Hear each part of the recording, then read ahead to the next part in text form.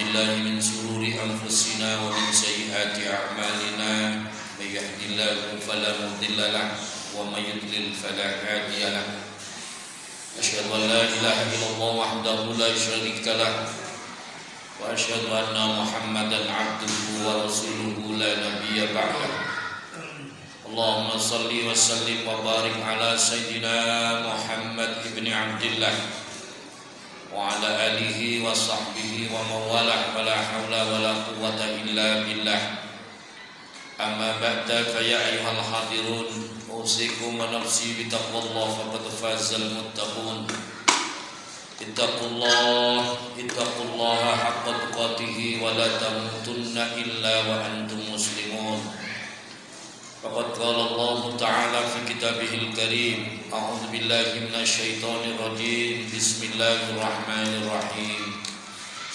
إنما يخشى الله من عباده العلماء الآية وقد قال النبي صلى الله عليه وسلم العلماء ورثة الأنبياء الحادث أو كما قال صدق الله العظيم وصدق رسول النبي الكريم ونحن على ذلك من الشاهدين والشاكرين والحمد لله رب العالمين.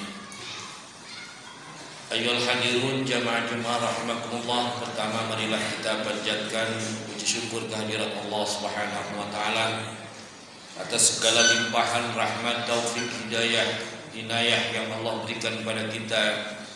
Sehingga alhamdulillah hingga siang hari ini Allah masih beri kita kesehatan, kekuatan dan kesempatan sehingga kita bisa hadir di tengah-tengah masjid ini untuk melaksanakan salah satu kewajiban kita, yaitu sholat Jumat berjamaah, dengan harapan mudah-mudahan ibadah sholat Jumat kita kali ini merupakan ibadah yang diterima oleh Allah Subhanahu wa taala. Amin. Terangkai dengan puja dan puji serta rasa syukur kita kehadirat Allah Subhanahu wa taala, marilah kita senantiasa tidak henti-hentinya untuk berusaha meningkatkan kualitas iman dan takwa kita kepada Allah. Karena hanya dengan iman dan takwa inilah yang akan menghantarkan diri kita untuk mendapatkan kebahagiaan yang akan Allah berikan kepada kita. Baik kebahagiaan sepanjang hidup kita di dunia ini, terlebih kebahagiaan di akhirat nanti, dengan harapan mudah-mudahan di sisa-sisa waktu umur kita ini Allah baguskan pengabdian dan ibadah kita, dan mudah-mudahan Allah akhirkan hidup kita ini dengan husnul khatimah. Amin ya rabbal alamin. Ma'asyiral muslimin sidang jamaah Jumat rahimakumullah. Allah Subhanahu wa taala berfirman dalam Al-Qur'an dalam salah satu ayat, A'udzu billahi minasyaitonir rajim. Bismillahirrahmanirrahim. Innama yakhsyallaha min ibadihil ulama. Sesungguhnya yang takut kepada Allah dari hamba-hambanya itu adalah ulama. Ada kata ulama disebut dalam ayat ini. Para ulama mengkategorikan sosok yang layak disebut sebagai ulama itu dengan 3 syarat. Yang pertama adalah aliman, ulama itu harus alim. Kemudian yang kedua adalah amilan, ulama itu mengamalkan ilmunya. Dan yang ketiga adalah allaman, setelah mempelajari ilmu sehingga menjadi alim, kemudian mengamalkan ilmunya, selanjutnya adalah mengajarkan kepada kaum umatnya Rasulullah SAW tentang ilmu-ilmu.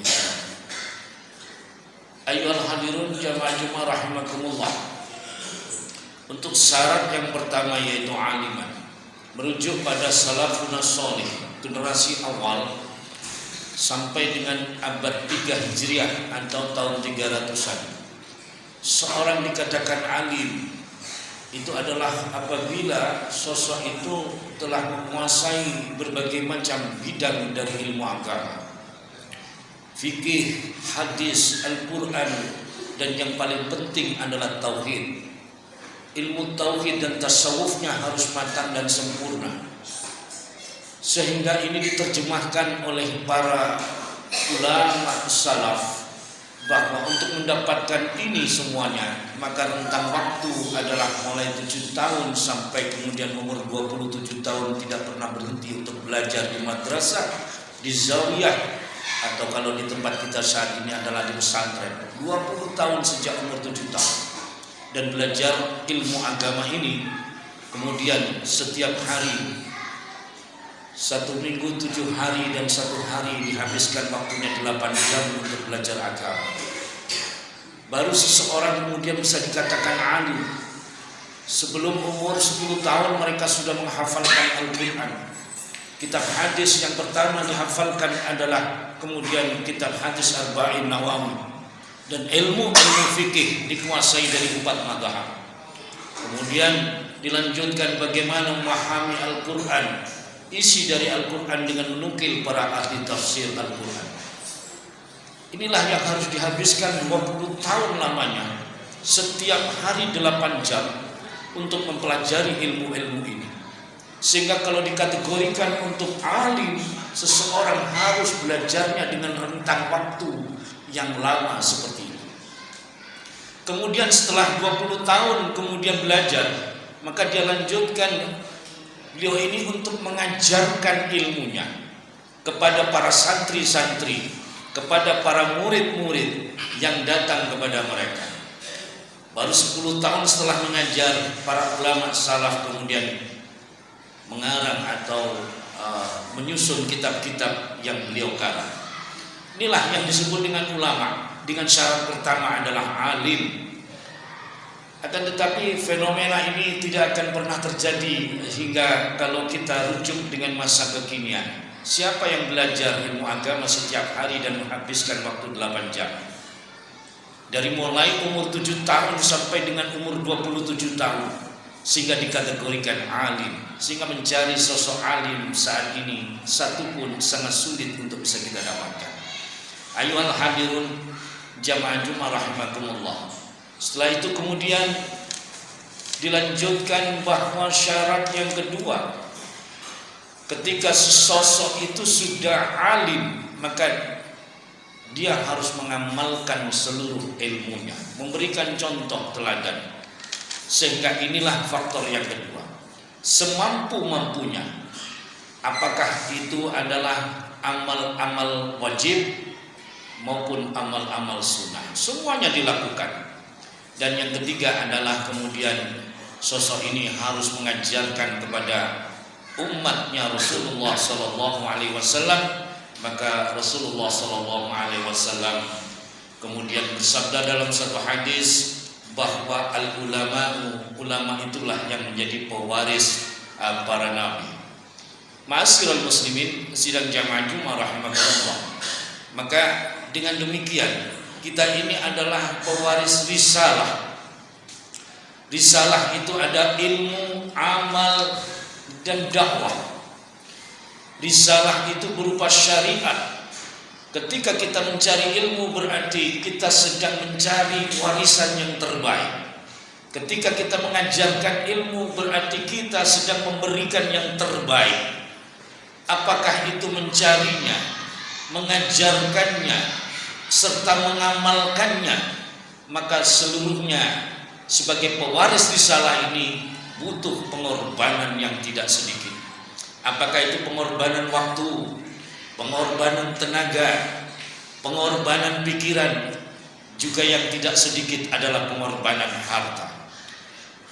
Ayyuhal hadirun jamaah Jumat rahimakumullah, yang harus kita sadari begitulah baginda Nabi Muhammad Rasulullah Sallallahu Alaihi Wasallam mencontohkan kepada kita, dan warisan terbaiknya itulah yang harus kita perjuangkan. Kita lebih senang untuk mendapatkan warisan yang lain, tetapi kita enggan untuk mendapatkan warisan yang terbaik. Kita enggan duduk di majelis ilmu. Di sanalah kemudian kita sedang menunggu datangnya warisan terbaik dari Allah Subhanahu wa taala untuk menyisipkan hidayah ilmu yang harus kita pahami, kemudian kita amalkan. Kita lebih suka kemudian duduk-duduk menghabiskan waktu kita di tempat yang lain. Apakah itu di rumah kita, terlebih di luar rumah. Itu adalah waktu-waktu yang kita senangi, bukan duduk di majelis.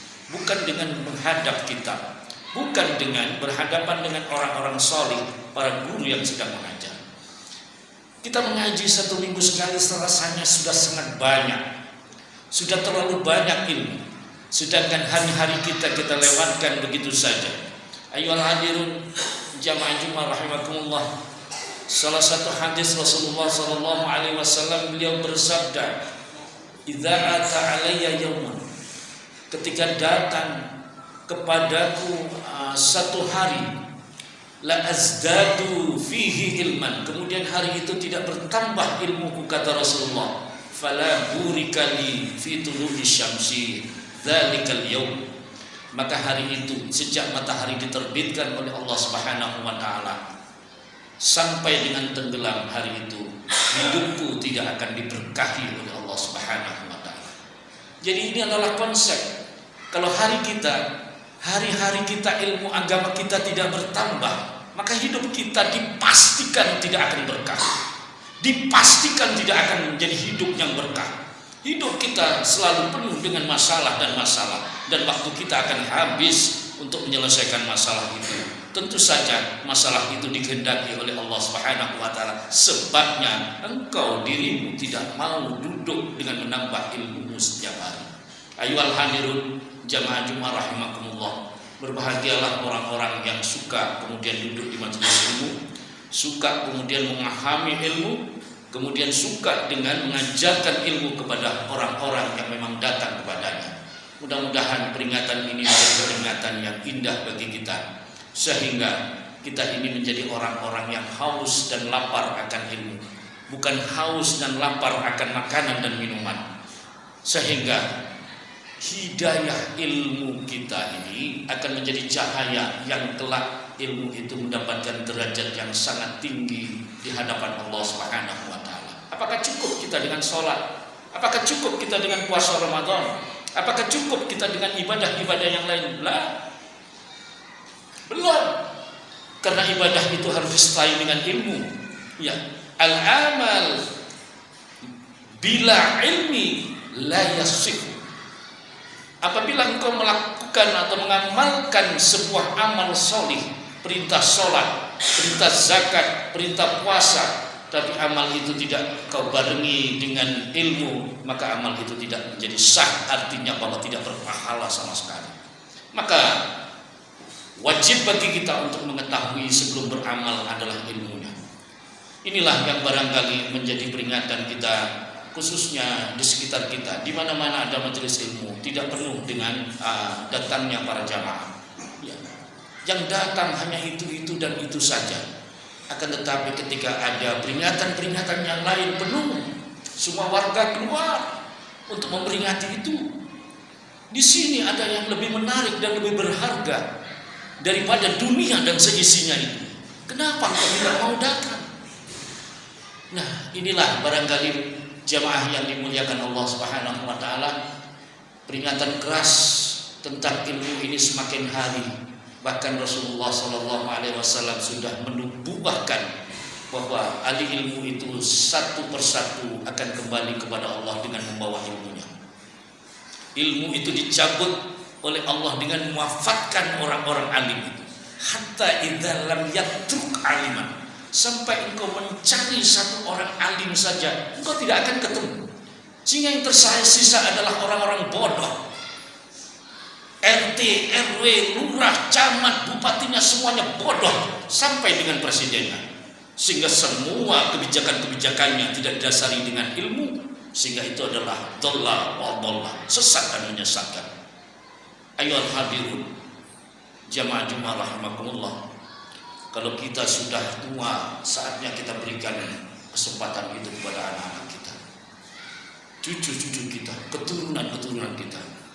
Arahkan lurus bahwa generasi-generasi kita ini menjadi sosok-sosok yang haus dan lapar akan ilmu, sehingga dalam perjalanan waktunya nanti ketika kita meninggalkan keturunan, anak keturunan kita, anak-anak kita adalah anak-anak yang berilmu, tahu caranya, tahu ilmunya, bagaimana ditinggalkan oleh kedua orang tuanya, kakek neneknya, dia senantiasa mendoakan kita.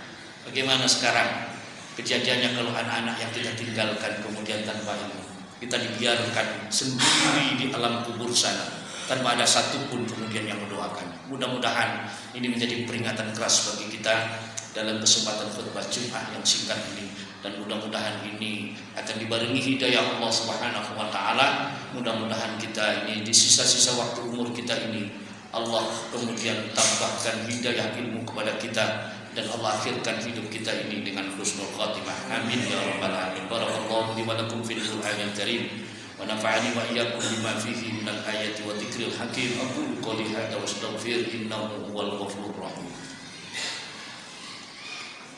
Allahumma shalli ala sayyidina Muhammad wa ala ali sayyidina Muhammad.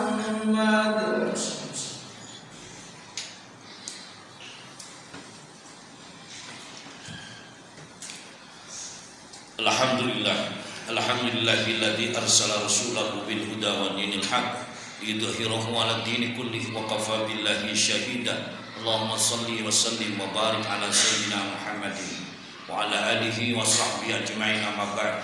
Fa ya ayyuhal hadirun usikum wa nafsi bi taqwallah faqad fazal muttaqun. Ittaqullaha haqqa tuqatih wa la tamutunna illa wa antum muslimun. Waqad qala Allah ta'ala fi kitabihil karim, a'udzu billahi minasy syaithanir rajim. Bismillahirrahmanirrahim. Inna Allaha malaikatahu yusholluna 'alan nabi ya ayyuhalladzina amanu shallu 'alaihi wa sallimu taslima. Allahumma shalli wa sallim wa barik ala sayyidina Muhammadin wa ala alihi wa ashabihi ajma'in bi rahmatika ya arhamar rahimin. Allahumma ighfir lil muslimin wal muslimat wal mu'minina wal mu'minat al ahya'i minhum wal amwat innaka as-sami'ul qaribun mujibud da'wat wa ya qadiyal hajat. Rabbana ighfir lana dhunubana wa li walidayna warhamhuma kama rabbayana shighara. Allahumma shalli wa sallim ala sayyidina Muhammadin salatan tuhaffiduna bihal Qur'an, salatan tuhaffiduna bihal Qur'an, salatan tuhaffiduna bihal Qur'an wa tufahhimuna minhul ayat wa ala alihi wa sahbihi wa sallim. Rabbana hab lana min azwajina wa dhurriyyatina qurrata a'yun waj'alna lil muttaqina imama. Rabbana atina fid dunya hasanah fil akhirati hasanah qina adzabannar. Sallallahu sayyidina Muhammadin wa ala alihi wa sahbihi wasallam. Walhamdulillahi rabbil alamin. Ibadallah, innallaha ya'murukum bil 'adli wal ihsan wa ita'i dzil qurba wa yanha 'anil fahsya'i wal munkari wal bagyi ya'idukum la'allakum tadhakkarun. Wa la dzikrullahi ta'ala akbar. Aqimissalah.